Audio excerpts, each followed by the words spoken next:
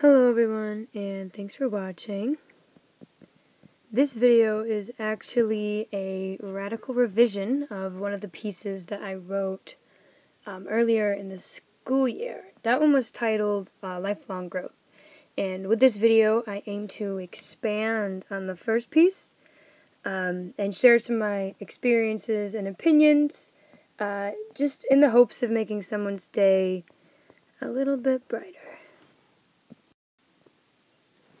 So before I get started here, I just ask that you guys bear with me. I'm not going to tell you that I have the worst life ever. I know there are people out there that have it way worse than I ever will. But, you know, there's still some stuff in here that's pretty hard for me to say. So without further ado, allow me to introduce myself. My name is Taylor Strube. I am 18 years old, and I am currently a senior at Red Jacket High School.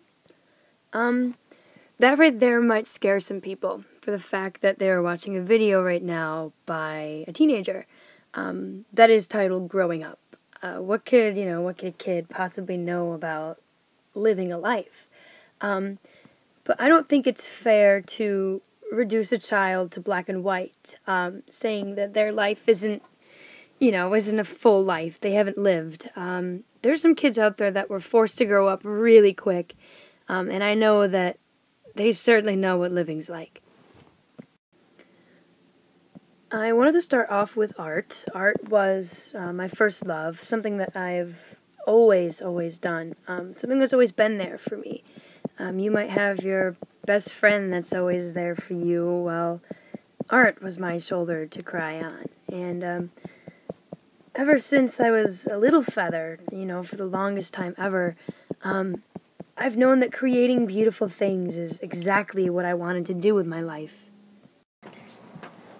As I aged, I specifically remember being awestruck by Disney and Pixar and masterpieces such as James Cameron's Avatar. I wanted to be an animator, and as of this fall, I will be attending RIT for film and animation. RIT happens to be the 11th in the nation for this program, and I'm proud of what I'm capable of, so I am totally okay with admitting that, yeah, I am pretty good. With artists, everyone believes that they were born with their talents. People believe that you have to be born extraordinary to accomplish extraordinary things. That's not exactly the case. That's not how it works at all. My gift wasn't amazing artistic ability. My gift was precision and attention to detail. I knew I could be a good artist, so I worked for it. I worked so hard to get to where I am today. Countless redone drawings, practicing whenever I could, and trying to find the beauty in everything. I grew my talents from the ground up. I nurtured my skill, and I honestly have so far to go. As mentioned earlier, I'm going to RIT for film and animation this fall. RIT is Rochester Institute of Technology, and I think since I was 11, I knew that I was going to RIT to animate. I live just about 30 minutes away from RIT. Right there is Rochester, and RIT is just south of the city, right about there in Henrietta. I live right here. Listening to other people's stories, it seems like I lucked out. I applied to one school. That school just so happens to be 30 minutes away, has my major, and is the school of my dreams. Not to mention, RIT's animation program is nationally and internationally renowned. I have heard so many heartbreaking stories from students who couldn't get into the school they wanted to, whether it be for financial issues or insufficient grades. My heart still ached. And what's even worse than that is when not going to college becomes an economic death sentence. I mean, the job market's more competitive now than ever, and employers wouldn't even look at an application from someone who doesn't have a degree. In order to be financially stable in this economy, kids have to go to college, and sometimes that still isn't even enough.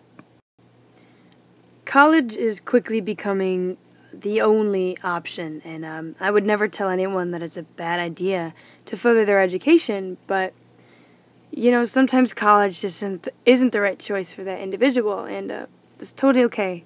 It's okay if you don't have it all figured out.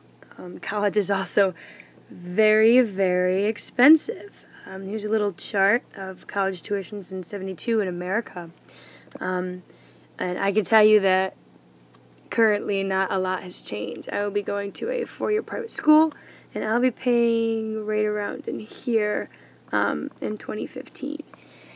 Not a lot has changed, which is okay, but coughing up nearly 30 grand each year is it's going to be tough. But before I even get into college, I still have to finish up my last few days here at high school. And so far, high school is the longest thing I've had to do with my life. And I'm a senior at Red Jacket High School, which is located in a very small town in central New York.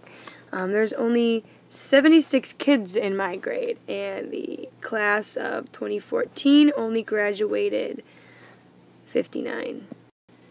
Next to art, the one thing that had a significant impact on my life was sports. I ran cross country, I played basketball and softball, and sadly, just a few days ago now, I played my last game for Red Jacket.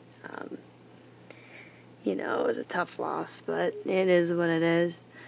Sports were a huge motivator for me. I knew I had to keep up good grades if I wanted to play, so doing well in school ended up becoming second nature. Some of the greatest memories I have from high school were from sports, and in my Red Jacket uniform, it'll be missed greatly. I think one of the most important aspects to growing up is finding yourself, discovering who you are, doing a little soul searching. And I believe that everyone, young and old, should reserve some time to find themselves. I think kids in particular struggle with this because people tell them that they're wrong. They have to live a certain way. Individuality and creativity aren't celebrated any longer, so people who come to find that they are a bit different end up having to fend for themselves. I understand that it's hard to stand your ground when people are trying to bury you beneath it, but there's nothing wrong with you. No matter if you're gay or bisexual or transsexual or asexual or anything in between, or even just a little bit different in general, the people who are blindly hating you are the wrong ones. Chris Golfer said it best. There's nothing wrong with you. There's a lot wrong with the world you live in. The fact that I'm uncomfortable talking about this is kind of scary. I should never be afraid to tell someone what I am. I shouldn't have to live in constant fear of judgment and prejudice. I am gay, and it still makes me nervous saying that out loud. I'm not ashamed of who I am, but it seems like a lot of people are. I'm happy with myself, and that's all that matters. My biggest hope is that eventually everyone can be happy with their lives as well. And along the way, spend some time with yourself. Be creative. It's a useful tool. Also, always remember to be original. You're not a copy. Find your passion. There's something out there for you. All you have to do is look for it. Thanks again for watching. For this project, I used the Explain Everything app, and if I didn't draw them myself, all images were provided courtesy of Google Images. I'd like to leave you all with a quote that stuck with me for quite a while now. This quote is by a 98-year-old woman when she was asked what kind of advice she had to offer the world. The only thing she said was, "I'm still learning." So remember, we're all still growing up.